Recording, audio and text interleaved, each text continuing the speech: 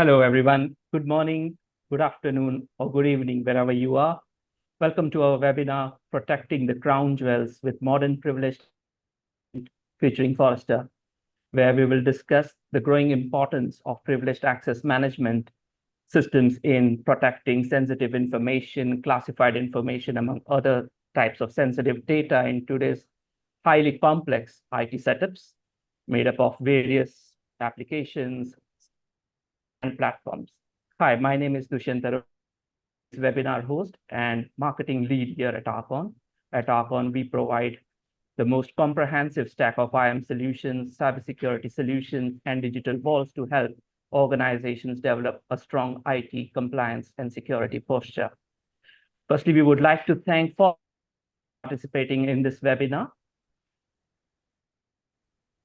And the two gentlemen as panelists for today, and both of whom have extensive knowledge of the subject, is Geoff Cairns, principal at Forrester. Hi, Geoff. How are you doing?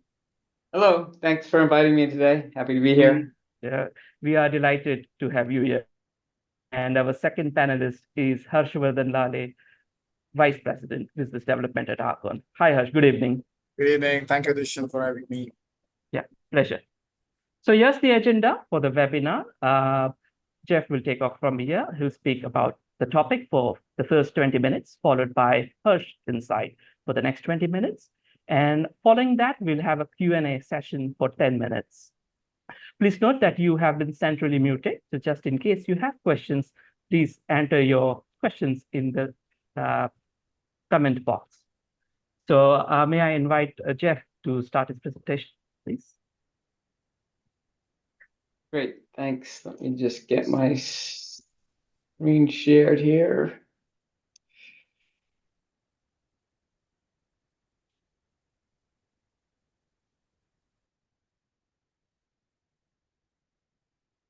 Just want to confirm you guys are seeing that title slide okay? Yeah, it's up. Yeah, Geoff. Okay, great. All right.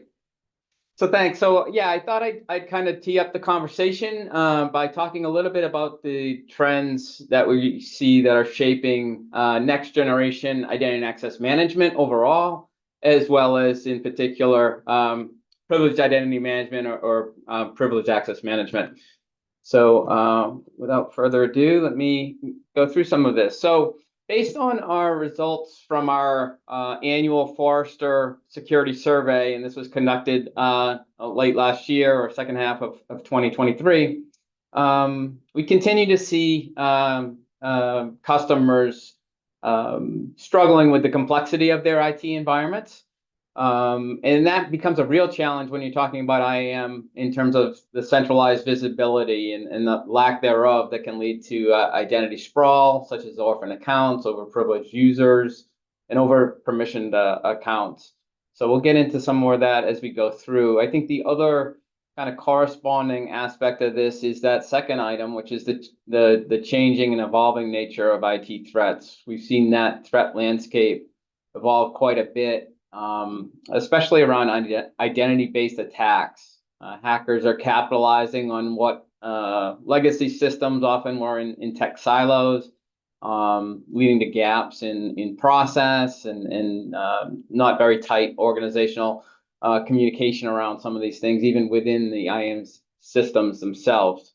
So, and this is kind of further evidenced by a lot of the things that you've seen recently in the news. So to just kind of highlight a few of these and how they correlate, Change Healthcare. This was a division of United Healthcare. They had acquired Change Healthcare a couple of years ago. And unfortunately, in this instance, they had failed to put MFA on some externally facing servers, and that USG has a policy to do just that, but for whatever reason, that did not get done in this case. So that, again, that lack of visibility, that lack of resiliency when it came to integrating Change Healthcare is kind of a lesson learned here. And obviously, just getting back to some of the basics of IAM and how that exploded into a huge situation here in the US, especially in terms of providers not getting paid. So the ripple effect was tremendous, all from stemming from this one particular breach. MGM, another classic example that's been highlighted quite a bit, and this one really showcases a lot of the identity-based attacks and how they're evolving today. So it started with phishing of credentials. It moved on then with the hackers using social engineering techniques to get the help desk to reset the MFA of an admin. And from there, things continued to escalate as they moved laterally within the organization, and they attacked the IAM infrastructure itself. So that one has been quite a study in terms of these identity-based attacks. Okta, again, showing the kind of highlighting the focus of the identity providers themselves coming under attacks. And in this case, session hijacking was used. And then the last bit that I wanted to highlight was an incident that occurred with Microsoft back in the summer of 2023. But recently, the U.S. Cyber Safety Review Board, in conjunction with CISA, issued their report. And it highlights in particular a lot of challenges that have surfaced and is going to put a lot more scrutiny on cloud providers in terms of how they manage identities and keys, credentials in cloud environments. Many different findings coming out on this that I expect will continue to resonate throughout the industry, both with cloud providers themselves, as well as security companies providing these services. So just a little bit of a different viewpoint here in terms of the primary drivers that our end clients, our end customers are seeing or reasons for their uptake on IAM technologies. You can see at the top, there's a clear understanding that, again, some of these legacy technologies just won't cut it in terms of being ineffective and too costly. So this is something that has risen to the top here. In the past, regulatory compliance had historically been the typical driver, and you can see that kind of drop down a bit. And again, this is from last year's Forrester security survey. So you can see where things like cloud migration requiring new IAM solutions, and then in the case of folks with homegrown stuff as well, kind of needing to replace those solutions. So all these things are evidence that folks are understanding that the systems today are insufficient when you're talking about the dynamic aspects of cloud. And we'll talk a little bit more about that and some of the trends there. So just a little bit of humor, hopefully, here. Legacy IAM, kind of like a fine whiskey, it really gets expensive with age as it ages. So, no shock here that these solutions become more brittle over time. They often had relied more on manual processes that start to break down. They become less secure as a result, difficult to upgrade, and overall very costly to continue to operate. So this kind of again is reiterated when we look and compare our survey results around that technology processes and what's needed to be done to upgrade those. So driving that that technology replacement, you can see how much that's stepped up from 2022 even to just 2023, and especially on the homegrown side, obviously very inefficient and ineffective there.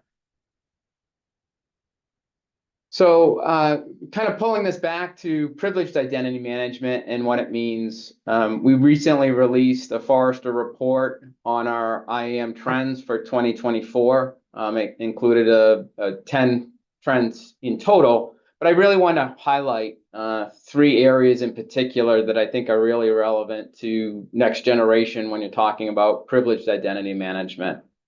So we'll go through each of these in just a little bit more detail, but in summary, it's identity threat intelligence, it's cloud entitlements, and then machine identity management. So let's step through those each individually a little bit more. So what do I mean by identity threat intelligence? These are solutions that use machine learning and AI with identity analytics to really give that visibility to be able to thwart the identity-based attacks that are happening where data is being exfiltrated and ransomware deployed. Without these types of automations and insights from ML and AI-driven platforms, you don't have an ability to gain that visibility that allows you then to detect, respond to these threats. So we're talking about kind of a combination of things here. I know there's been a lot of talk about ITDR, Identity Threat Detection and Response, as a category. Identity Security Posture Management, ISPM, is kind of emerging as well. So I look at this as kind of as a whole. It's really about identity threat intelligence. It's getting down to identifying, interpreting, and providing insights, both on the systems themselves, the IAM systems, and real time with the digital identities in the environment. So both proactive and reactive type of aspects to this. And again, I think the strategic business benefit is fairly clear in this area, as we've witnessed by the uptake of these types of solutions. They're providing some critical insights to prevent those identity-related breaches that we just talked about, and be able to really swiftly respond to reduce the impact if a breach does occur, and even more proactively prevent some of these misconfigurations and poor practices in terms of identity hygiene that then lead ultimately to some of these breach incidents.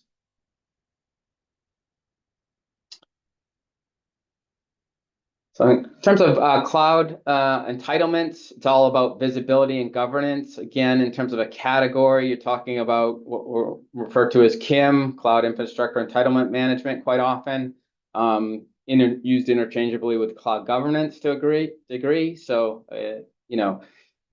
not to confuse things in terms of the categories, but I think the core understanding here of what this does, it connects to your infrastructure platforms, your cloud providers, your hyperscalers, to provide centralized visibility and governance to those environments, and bring that ability to really detect any configuration drift or permissions creep, as well as some of the suspicious activity patterns that might arise. So again, this is highly important when it comes to mitigating that risk of data loss, as well as maintaining kind of a good operational posture, a resilient posture in that respect, by detecting those overprivileged identities and preventing that excessive access, that dangerous access, if folks are moving laterally within your environment. And then the last piece, which I think is still really evolving, is the notion of machine identity management. And here we're talking about technologies to facilitate the lifecycle management of the digital credentials needed for machines of all types. So machine identities, we're talking non-human identities, or you might see the acronym NHI. So that could be anything from IoT devices to servers, to service accounts, endpoints, APIs. All that kind of gets lumped into this machine identity management bucket. And increasingly, we're seeing this need being driven again by cloud adoption. So many more servers, containers, other machine identities, bots, things of this nature that all require some amount of identity management, and they require this to help in terms of the authentication and the secure communication between these architectural elements.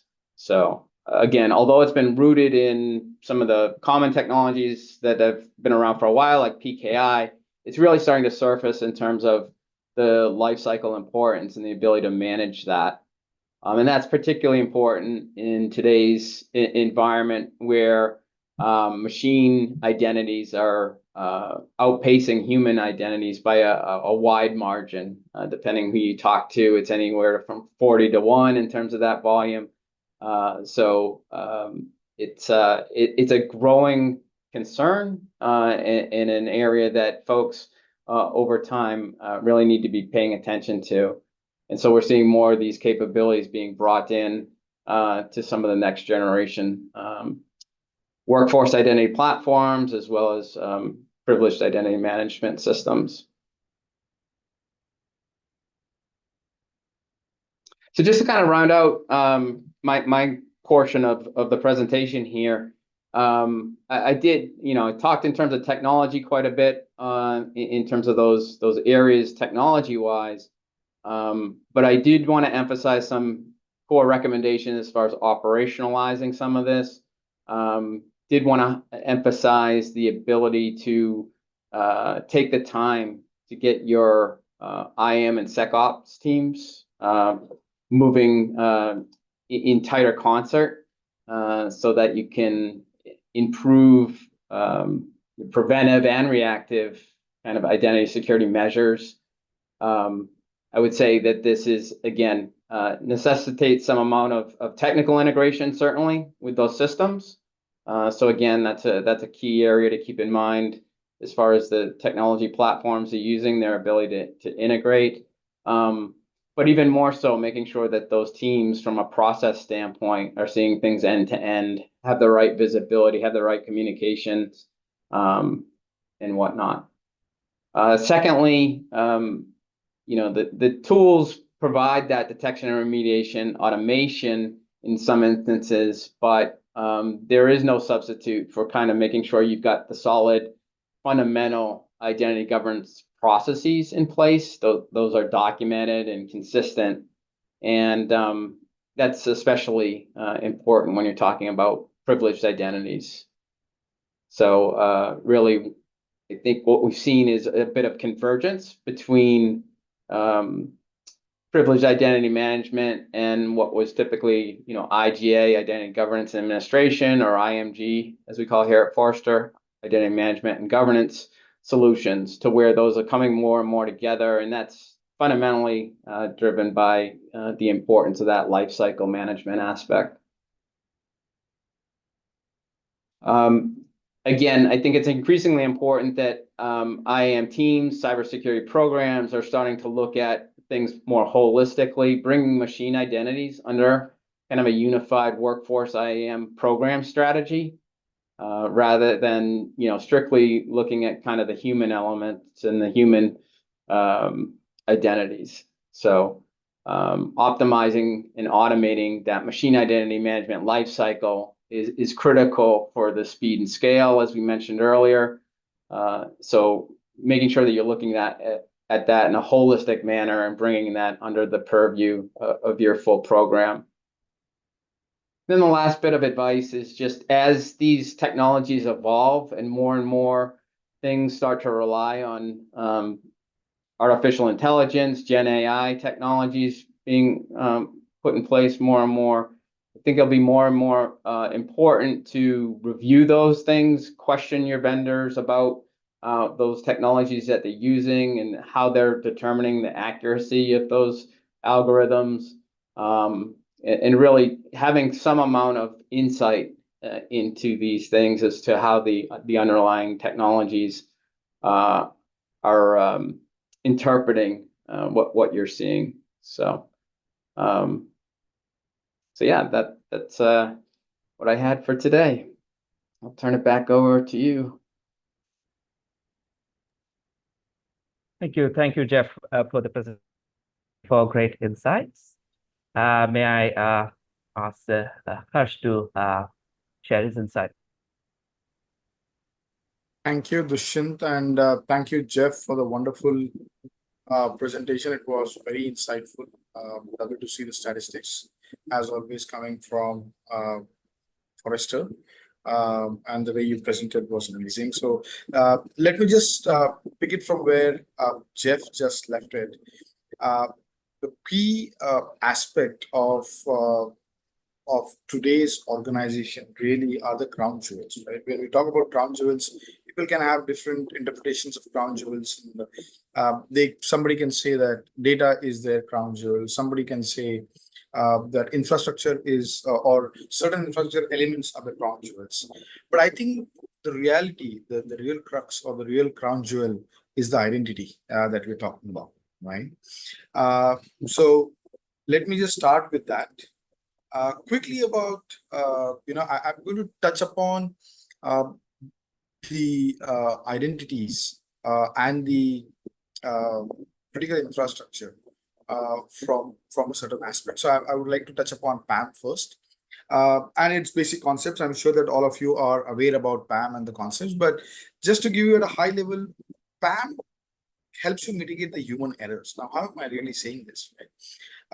The reason why we are saying this is because we are trying to eliminate unwanted access from people, and we are ensuring that people only have access to the resources which they are entitled for based on the RBAC concepts.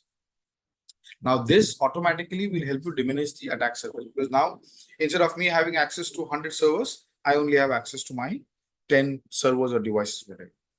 That obviously increases my productivity because I'm looking at doing my task. I'm not getting bamboozled by what's happening around me, and that really helps me increase my productivity.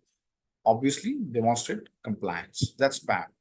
And now we really come to the important part as to what do we protect using PAM. That's identity, right? Now, traditionally, if you see, there have been different kinds of identities that all of us are used to. Those could be human identities, your business identities, bot identities, machine identities, API identities, most importantly, the privileged identities. Now, all of these identities were behaving differently, but each of these identities could be the weakest link in your system. Now, if you see the landscape, the way it is emerging today, now we're talking about all these identities converging into digital identities. Now we're talking about everything, be it a human identity, be it a bot identity, be it a machine identity, everything is converging into a digital identity today. And it thus becomes very important to protect that crown jewel within the organization, because this will give access to every other crown jewel that you would have in the organization. So what I've tried to do is just list down a few crown jewels that people would consider in the new age organizations today. Geoff did speak about it, but let me briefly touch upon a few things. The AI models, right? In fact, even today, all these AI models are your crown jewels in the organization. The cloud management consoles, Geoff did touch upon this. So we're talking about various cloud management consoles. So people today have their workload distributed across different cloud service providers, and thus there is a multitude of consoles that you are managing. Kubernetes clusters, these are the containers that you use to fire, to drop them, to bring it back, to provide services. It's a crown jewel today. If you don't have it today working effectively, that's a problem. A CI/CD pipeline for any software development company, right? Anybody, or even if it's not a software development company, but developing some product internal to the organization, CI/CD pipeline is the core today. If it gets compromised, hell can break loose there. Users with SaaS, again, we're coming back to identities, credentials, secret managements of not just the interactive identities, but also of the non-interactive accounts. This is very important. We're talking about Active Directories, domain controllers. We're talking about Azure ADs. We're talking about any kinds of LDAPs. We're talking about administrative identities. We're talking about infra components. We're talking about IaaS, PaaS, SaaS. All these and your certificate servers, all of these are nothing but crown jewels of a new age organization. Now, how do you manage these complexities using PAM? Now, we saw that there are different kinds of identities. We saw that there are different crown jewels that exist. These crown jewels are managed using these identities. These identities can be managed using PAM.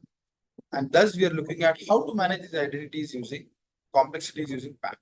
Now, I'm just trying to touch upon briefly every point here, and I would have a different slide for each of these. But what are the principal thing that we need to do here? Access control and authorization. How do we really do that? Onboarding. How are we really auto onboarding, how are we onboarding all these components, various components into our organization or into the PAM? Is a very crucial thing. Geoff did touch upon the point of multi-factor authentication. That's the crux of safeguarding any organization. Now, you could look at having MFAs at multiple levels when you log into PAM or when you're trying to access critical infrastructure using a PAM. So you can look at setting up MFAs at multiple levels. The most important thing that we need to look at is provide access using just-in-time. Right. So what we're saying is, let's take an example in the past, right? When I used to take access to any of my critical infrastructure, I would just keep that session open for like 168 hours in a week. Fairly possible, right?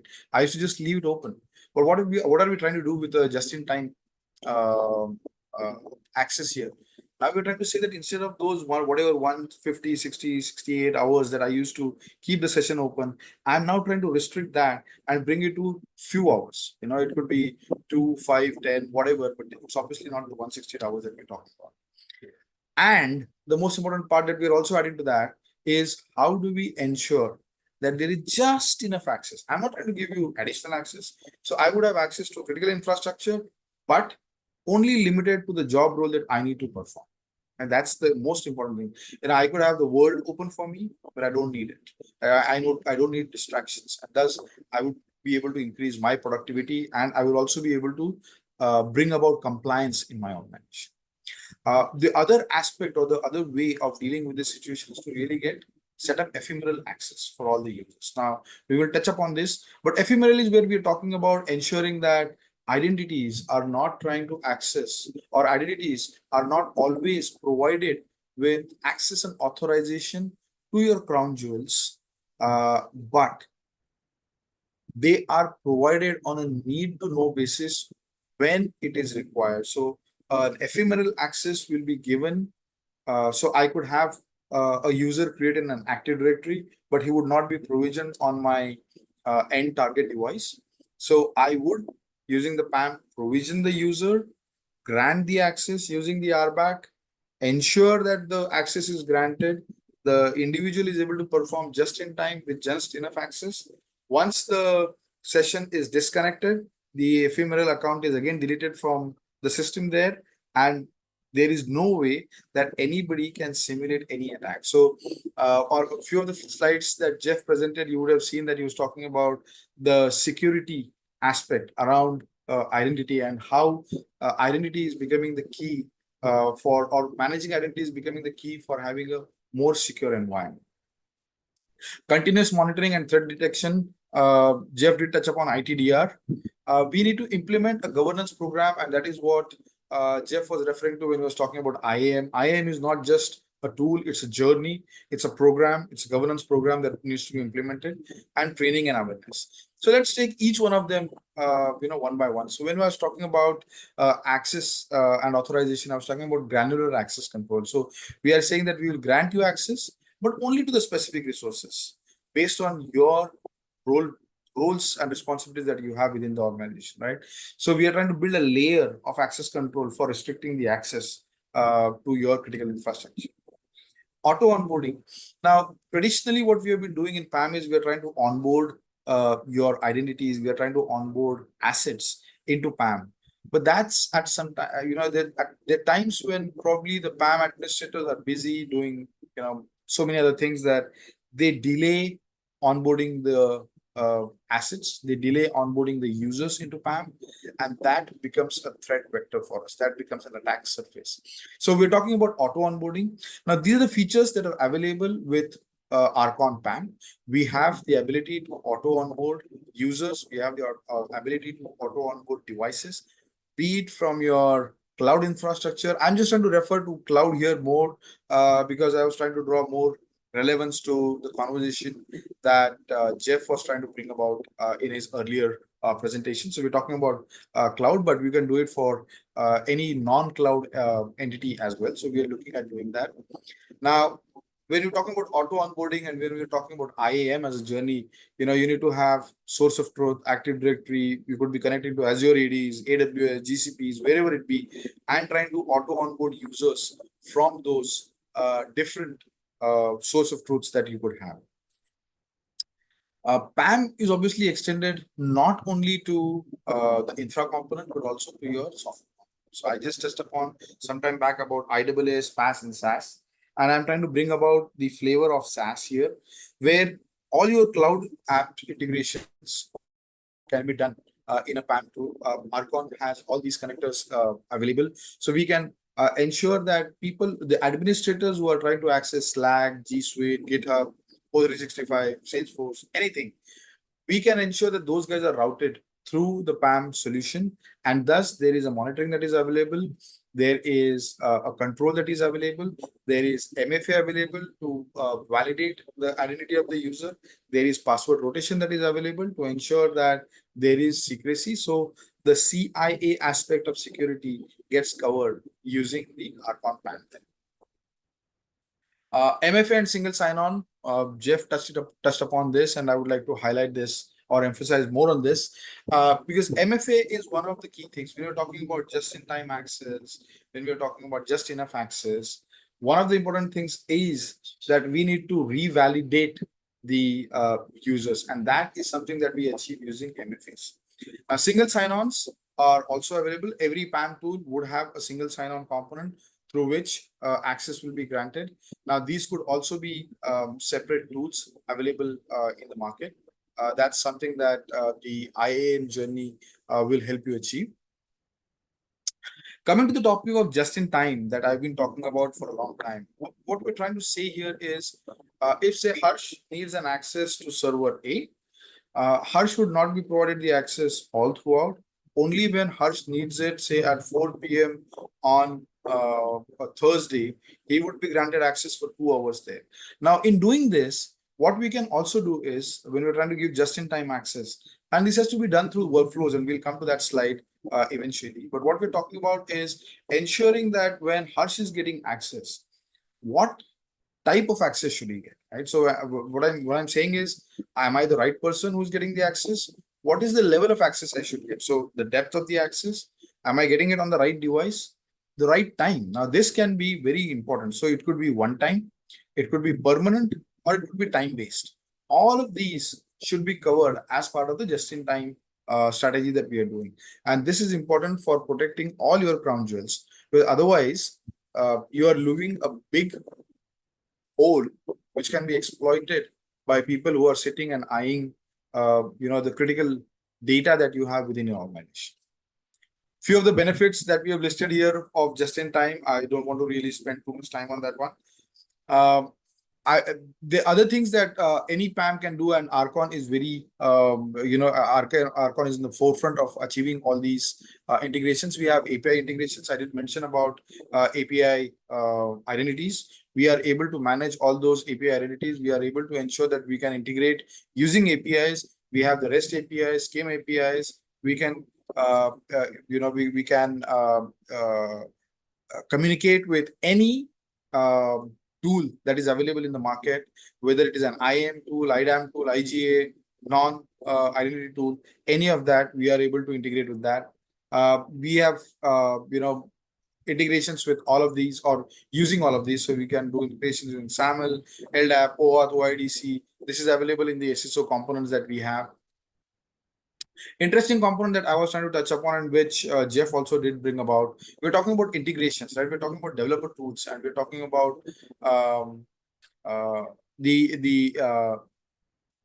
availability or of the code there, right? So we're talking about code, which is the critical component of any organization when it is being developed, when it is being provisioned, when it is being made available in packages and things like those, the RPA tools, all of it. These integrations are available within ARCON PAM, be it Jenkins, Puppet, Kubernetes, Terraform, Ansible, any of that, all of that is available. And integrations for Kubernetes containers that, like I mentioned some time back, this is a very interesting topic. You could be connecting using kubectl through web interfaces, wherever it is. We can control the access, we can control the authorization of that. And that's what we are able to do using ARCON. This is broadly the connector suite that we have for the ARCON PAM. I'll quickly skip this. I think the identity governance part, almost everybody is aware of this. We need to have a very strong identity governance practice. In lieu of the time that we have, I think I'll probably skip a few slides here. This is all about access governance. How do you set it up? The asset governance. How do you really set up the RBACs there? How are you ensuring that the right rules, the right departments are getting access? Ownership governance, workflows. I spoke some time back about workflows through which you can grant access to users, which could be just in time with just enough access. Quickly, I would like to spend a couple of minutes on ARCON. ARCON is an organization. We are leading information security solutions provider. Our mission is to provide all the global organizations with both digital, to secure the digital identities and digital transformation for large organizations. That's what we are cut out for. We were founded in London. We have our R&D center in Mumbai. We also have the large support center, which is based in Mumbai. We are truly international. We sell to customers across the world. So I think I'm not very sure, but we sell to more than 80, 90 odd countries across the world. We have more than 1,250 customers across the world. We work with all kinds of system integrators and channel partners. We are very strong, although it's mentioned 525, I believe we are already crossed 600 now. And the most important thing is we have been consistently profitable right from day one with a very strong company. That's the key for ARCON, and that's what we take pride in. These are the product suites that we have. We spoke about privilege access management, but we have almost every product that you can think of in the identity and access management space. So be it MFA, SSO, IAM, IGA, PAM, endpoint privilege management, CIEM that Geoff touched upon, CIAM, which is customer identity and access management, workforce identity and access management. We also have tools which are beyond identity and access management. We are also trying to cover cyber security space. We have products like security compliance management. We have Drift as a solution. We have surveillance access management. We have file integrity monitoring. We have all of this. We've come up with a very unique concept, which is called the Converged Identity Platform, which you see here on the screen. Now, Converged Identity is a amalgamation of 5 products, which is available to you as a single code base, which is MFA, SSO, IAM, IG, and PAM. All of these are available to you as a single code base. You can buy whichever module that you want to. You can switch that on. The remaining modules can stay where they are. You need integrations with third-party MFAs. Happy to do that. If you need integration with ARCON MFA, it's natively available. So on and so forth. So all of this is available. CI is one of the unique products that ARCON is taking to the market today, and we are pretty successful there. These are all the industries that we cater to, pretty much industry agnostic in that sense. We work with all the global partners. I mentioned that, so nothing more. We are ISO 27001 certified. We have SOC 2 type 2 compliance. The most important thing is it's not about we having a great product. It's about the customers talking great about the product, right? Consistently for the last 4 years, and it's not just 1, 2, but it's 4 years that our customers have been rating us best in the Gartner Peer Insight, right? This is what the customers talk about us. The willingness to recommend is at 91%. So whooping percentage, a 90 and an NPS of 91% is generally unheard of, but that's what we command in the market today. And that's what we take pride in. Analysts talk about us. We are in the Gartner's Magic Quadrant. We are in the Cupping Gold Polls Leadership Compass. there we are. The most important thing is we are in the Forrester wave as well. So we are in the the privileged identity management Q4 2023 report recognized ARCON as a strong performer. That's the message that we really wanted to pass here. That's all that I wanted to discuss, Dushyant. I hope that was interesting for the audience who were listening to it. Happy to answer any questions at this stage. Thank you, Harsh, for a great presentation and deep dive insights. Yeah, we certainly have some interesting questions. Yeah.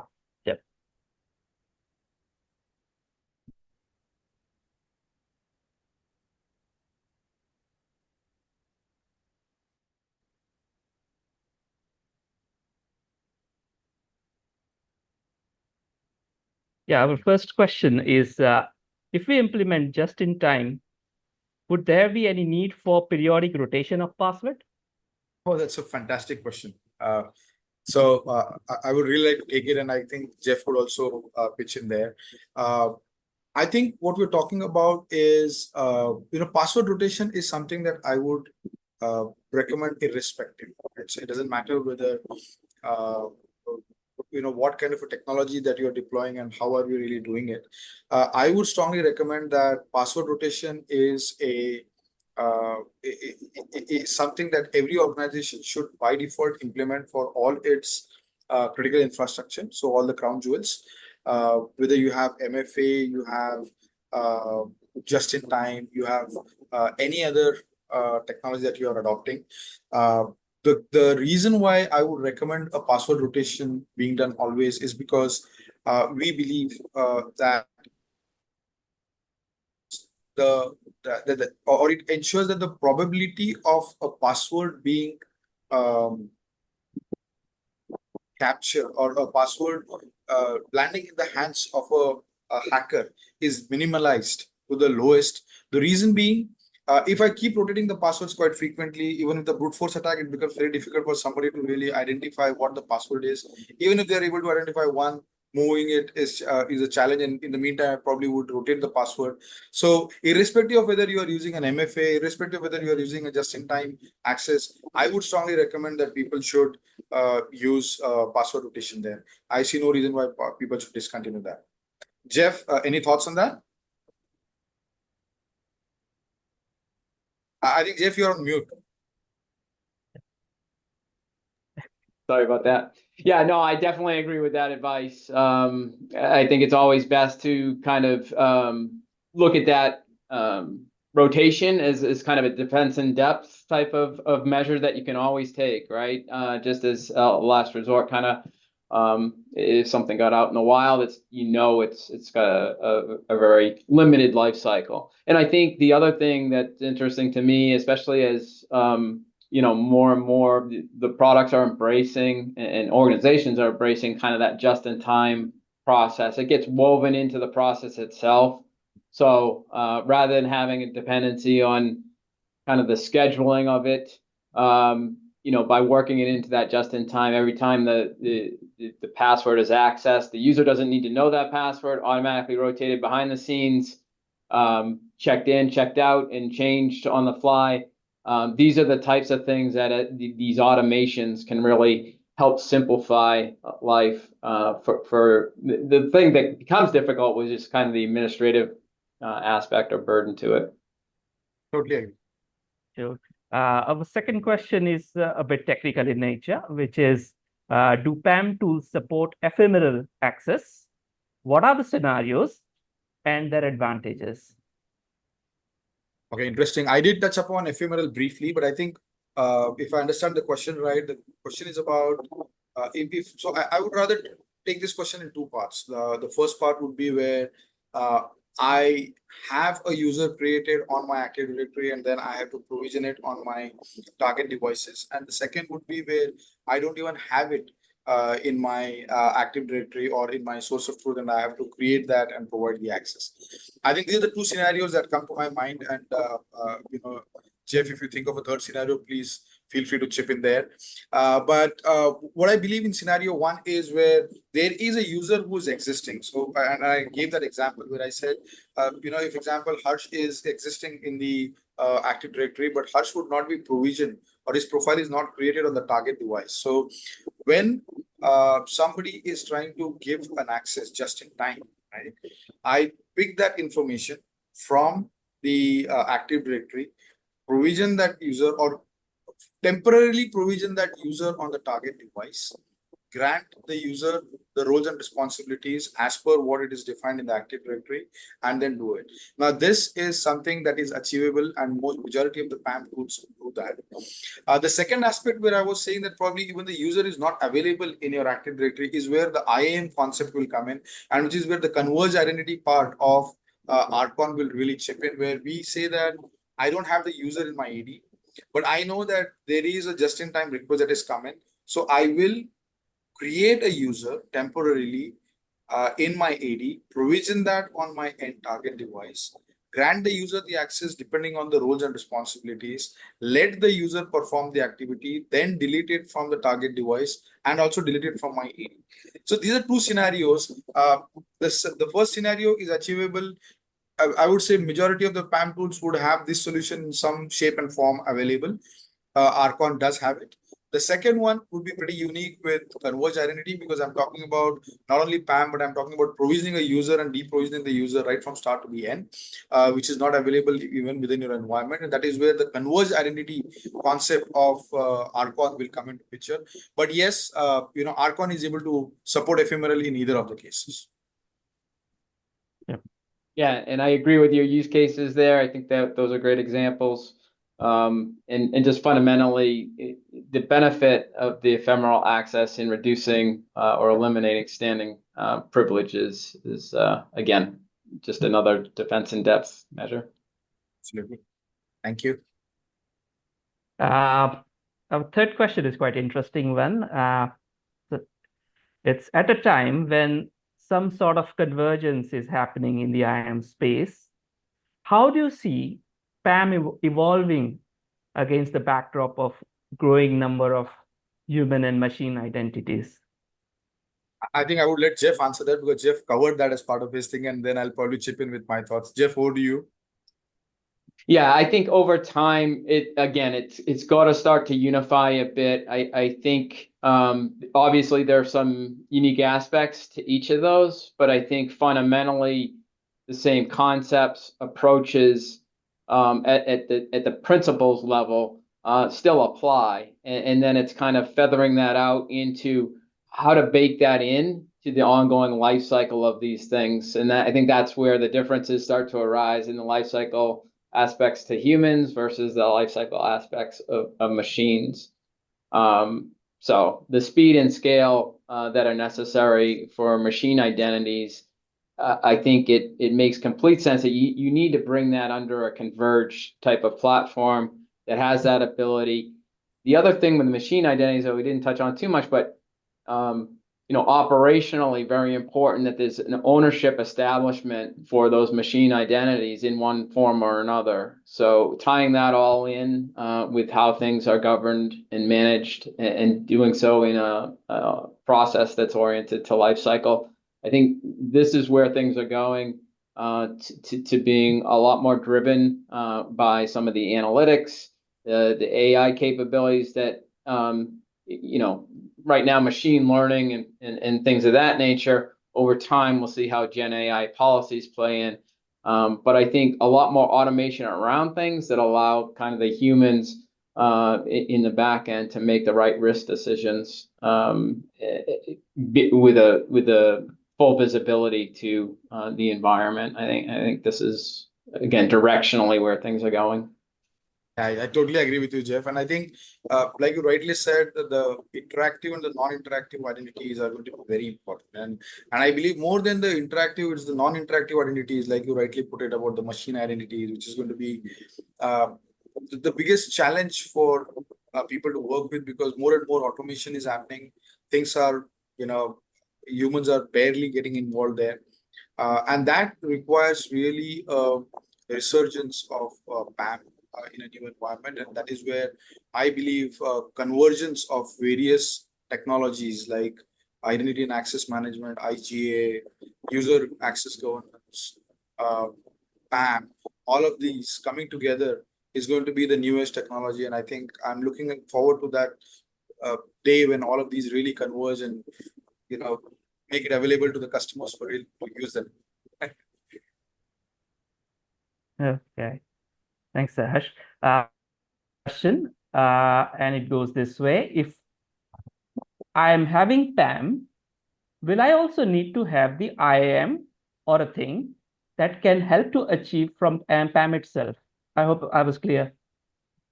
Can you repeat the question? Yeah, if I'm having need to have the IAM or something like that, that can be achieved from PAM itself. So PAM and IAM are two different concepts, according to me, and I'm sure Geoff can add more value to this conversation. But IAM is talking about a journey of an identity, right from its provisioning until the deprovisioning, managing the entire life cycle of it. Right?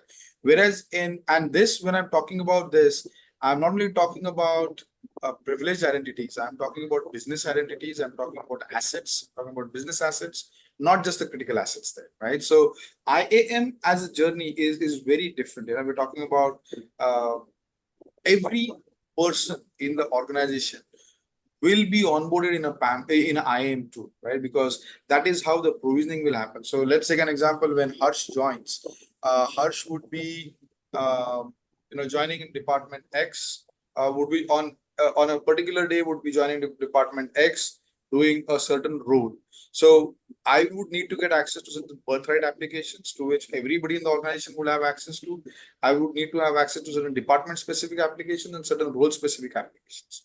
Now, this is one of these would be PAM, right? So yes, there is a requirement where you do provisioning, like we discussed about the ephemeral access, where you do provisioning of users and things like those. But the business aspect of it would be missing in a PAM kind of a scenario, right? So just PAM would serve the purpose if you're talking about crown jewels only, and if you're talking about critical infrastructure, and if you're talking about privileged identities. But when we talk about all the other identities that we discussed some time back, I would believe that you would still need an IAM to be there, irrespective of whether you are having a PAM. Geoff, your thoughts? Yeah, I would agree with that. And I think here at Forrester, the way we have, identity and access management is our big umbrella. Under that tent exists what we call privileged identity management. And again, we focus on that terminology versus privileged access management to highlight what Harsh said in terms of that life cycle element being so important to manage. And here again, you need to have certain things in place relative to those privileged identities, those ones with elevated access and different types of permission. So I think they go hand in hand. Again, from a Forrester perspective, a PIM solution that encompasses PAM functionalities all fits under the umbrella of identity and access management. But again, there's a differentiation in my mind between sort of identity, where you're talking about the life cycle, versus the access, where you're talking about that runtime kind of authentication and access control. All right, Geoff. We have one more question coming from the audience. Shishir Dhula asks, would administrators experience any latency/performance issues while accessing target servers / services via a PAM platform?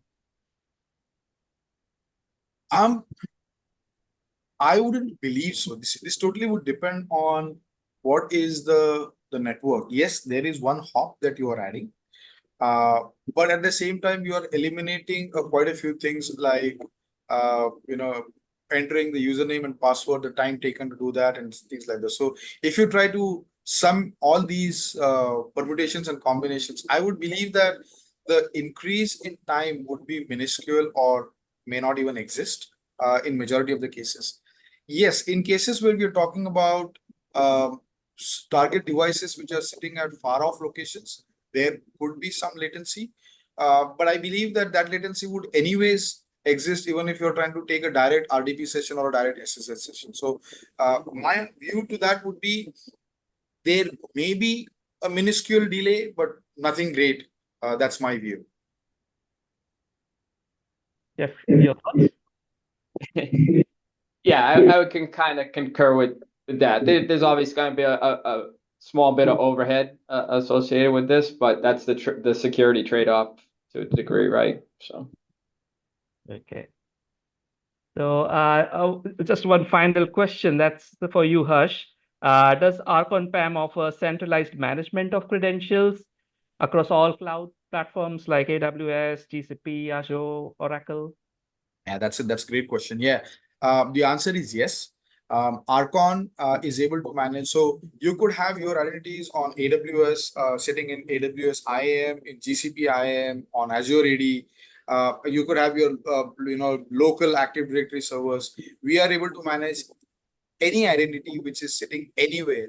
And even if the identity is not sitting in any of the Active Directory, even if it's a local account, we are able to manage that. So yes, the answer to the question would be, and I'm very happy to say that, is yes, ARCON would be able to manage identities on any cloud platform, irrespective of where they are, and we can very easily manage that. Great. Thank you so much, Harsh. So, gentlemen, it's time to wrap up as I don't see any more questions. Thank you for your time and sharing your insights. And thank you all for joining in this webinar. We hope you had a lot to learn about and will take a good amount of takeaways from this webinar. And for all those who would like to revisit this webinar, we will soon broadcast the recording of this webinar on our social media handles. And please do keep us following us for the latest updates. And thank you so much and have a great evening. Thank you.